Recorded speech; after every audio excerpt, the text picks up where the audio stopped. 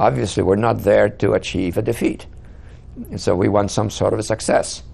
The words I have always used in addressing this issue and in any discussions in which I've been involved is we want a politically acceptable outcome. We want a politically acceptable outcome. That, to me, means it's something we can live with in terms of our national interest. It's something that is, in my judgment, attainable in the regional context. And it is something which specifically reduces the risks posed to us by Al-Qaeda. Do you think a full-blown counterinsurgency effort could actually work? Would you see a Western-style democracy flourish in Afghanistan? Well, excuse me for laughing, but I mean the combination of the two I just find bizarre. And it's so ahistorical. A foreign operation tends to mobilize opposition.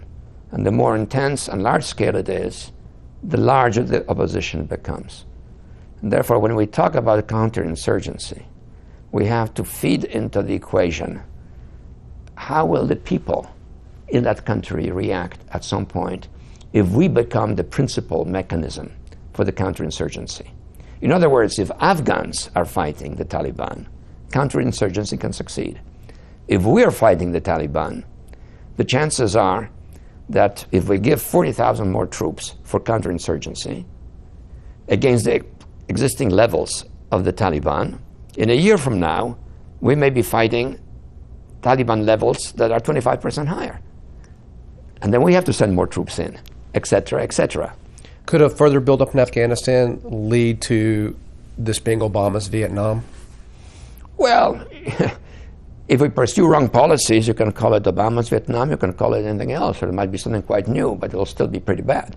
When we went into Afghanistan 8 years ago to overthrow the Taliban after 9/11, we did it largely with some Air Force, 300 Special Forces, and Afghans who were enthusiastically on our side because they viewed us as the people who helped them against the Soviets. We overthrew the Taliban quickly. Now, 8 years later, we have 60,000 American troops plus 40,000 NATO troops, and our military commanders are telling us that we're not winning. What does that tell you? Whence the resistance? Obviously, it's from the Taliban, but Afghans who increasingly somehow identify themselves with something that they were pleased to see being overthrown 8 years ago. That's a bad trend. Does it look to you like a similar trend that the Soviet Union followed in Afghanistan? Oh, I've been saying that exactly for the last 3 years.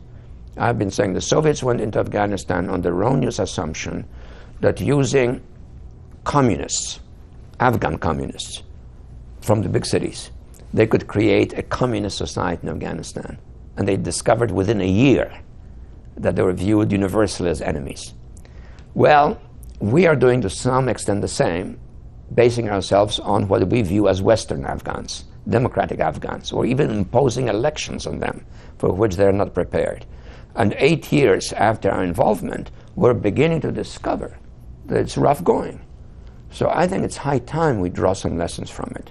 And those lessons should not involve the mechanical transfer to Afghanistan of our own experience, our own values, our own political system. I'm baffled, for example, why we proceeded with these elections, based more or less on the American model. Polling stations, candidates, debates, now perhaps even a runoff election. Why not a jirga, which is the traditional way the Afghans elect their leaders? Why impose this mechanism?